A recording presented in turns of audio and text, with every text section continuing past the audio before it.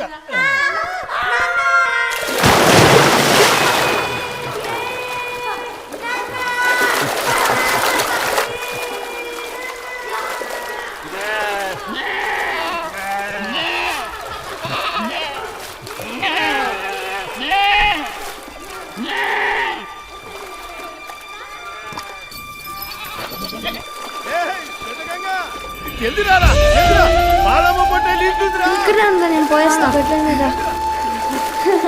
బాలమ్మ తల్లి ఇన్ని రోజులు కదిలించిన తల్లి.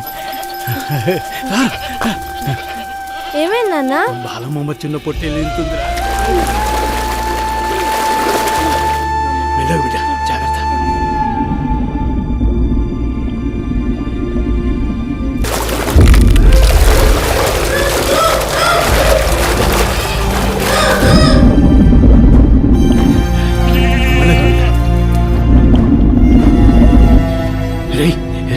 పోయి నువ్వు తమ్మునికి చూపెట్టు.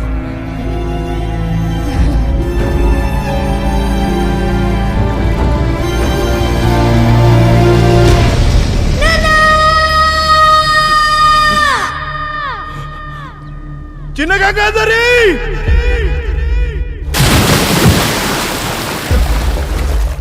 బిడ్డ,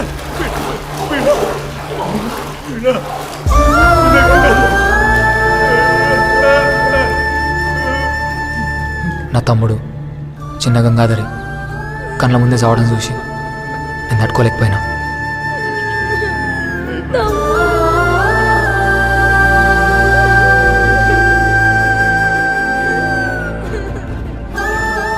ఆ రోజుకెళ్ళి నాకు నీళ్ళంటే భయం అయిపోయింది.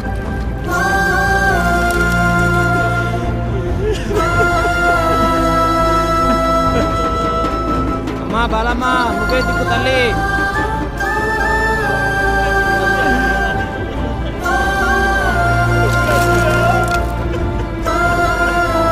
నన్ను పిలుస్తావా?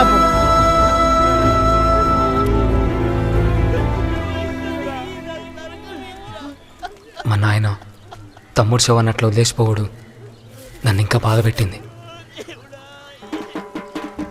ఇగో తీసుకోదా మల్లన్న, బాలమ్మ పొట్టేల్ని చేతుల్లో పెడతాను, జాగ్రత్త చూసుకో. ఇక అదే అవతల నా చిన్న కొడుకు సావు అవుతుంది. నేను ముట్టుకున్నానంటే మైలు అవుతుంది. సావు నీ పెద్ద కొడుకు చూసుకుంటాడు, నువ్వు పోకిగా. అయినా సావు ముఖ్యమా, ఊరందరు ప్రాణాలు ముఖ్యమా? ఏ పట్టు తీసుకోరా, చాలుగా నీ వేసాలు. వీని మీద ముందు పసుపు నీళ్ళు చల్లా.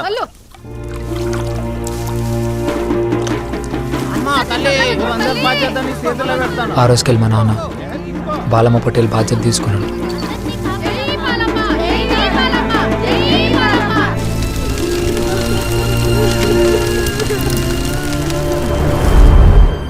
బిడ్డ, ఇప్పుడు 5-6 ఏళ్ళకు తప్ప ఈ ఊర్లో ఎప్పుడైనా వానలు ఓడుతూ చూసినావా?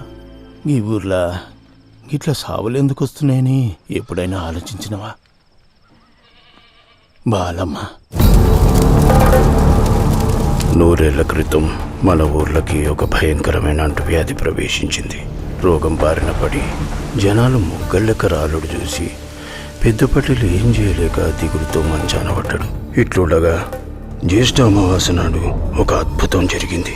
పటేలుకు కలలా దర్శనం ఇచ్చింది బాలమ్మ. ఊరు చివరన రోజు బట్టలు ఉతికే చాకలి బండ రూపంలో ఉన్నది నేనే. గద్దె కట్టించి ప్రతి 12 ఏళ్లకు ఒక పొట్టేల్ని నా పేరు మీద కాపాడి జాతరలో సమర్పించండి. అట్లా చేస్తే రోగాలు రాకుండా కరువు కాటకాలు లేకుండా చూసుకుంటానని చెప్పింది బాలమ్మ. వెంటనే పటేలు ఊరందరితో కలిసి బాలమ్మని తీసుకొచ్చి స్థాపించి పూజలు చేయడం మొదలుపెట్టిండు. అప్పటికెళ్ళి ఊరంతా సుభిక్షంగా మారింది. కానీ ఇప్పుడు వచ్చిన చిక్కేందంటే గత 2 పుష్కరాలుగా కాపాడుకుంటూ వస్తున్న ఒక పొట్టేలేమో జాతరకు 3 రోజులుందనగా చచ్చిపోయింది. ఇంకొకటి 10 ఏళ్లలో చచ్చిపోయింది. ఊరు కరువు సావులతో విలవిలలాడింది. మన పూర్వీకులు అనుకున్న నియమం ప్రకారం ఇక ఇప్పుడున్న ఈ పొట్టేలే మనకు ఆఖరి అవకాశం. ఈ పొట్టేల్ని కాపాడే బాధ్యత ఊరంతా మనకిచ్చింది. గా సమయంలో నేను కోరి పెట్టి వస్తానంటే ధర్మం కాదు కదా బిడ్డ?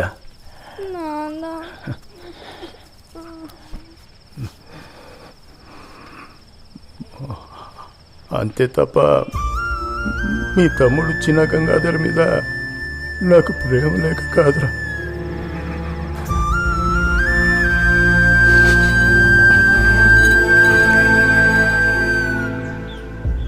ఏంది తగిలే సారు ఇట్లా చిల్లు? ఏం లేదు తాత, ఈ ఊర్లో ఏదో రోగం తిరుగుతుందట కదా. ఇది రోగం కాదు సారు, శాపం. బాలమ్మ తల్లి కరుణించలేదు. రక్త పరీక్షలు తీసుకో అందరి దగ్గర. అందరు చక్కగా నిల్చోండి. అబ్బా,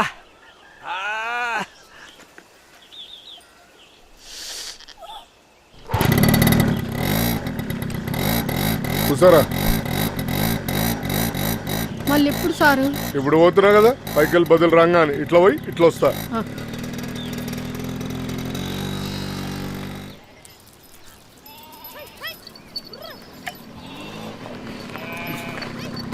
ఏ మళ్ళా ఎట్లున్నావు?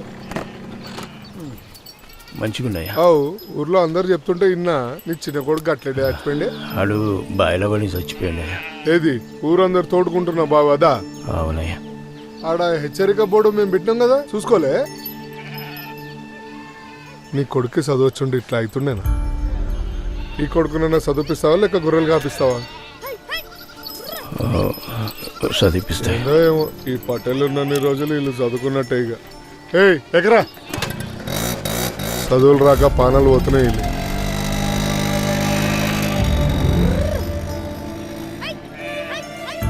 ఆ రోజు మా నాన్న నిర్ణయించుకుండు ఎట్లైనా చేసినా చదివిద్దామని. జీవితంలో మొదటిసారి ఏదో కొత్తగా చూసిన చదువు. కానీ బళ్ళ చదివేది అందరూ పటేళ్ళ పిల్లలే.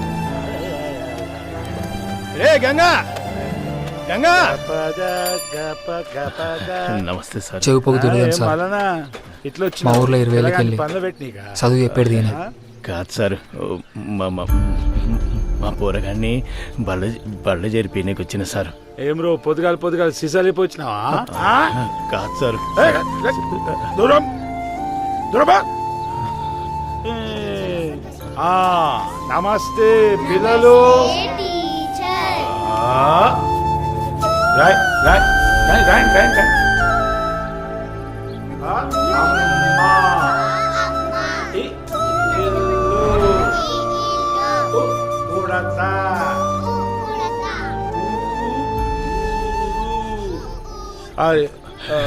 పక్క జరుగు మళ్ళా. రైట్, బయలుదేరు రైట్. అట కాదు, నా చేతిలో ఉన్న పని కాదు అది. నువ్వు పటేల్ సార్ అనుమతి తెచ్చుకో. ఆయన ఎట్ట చెప్తే అట్లా. దండం, నా జోలికి మాత్రం రాకు మళ్ళా.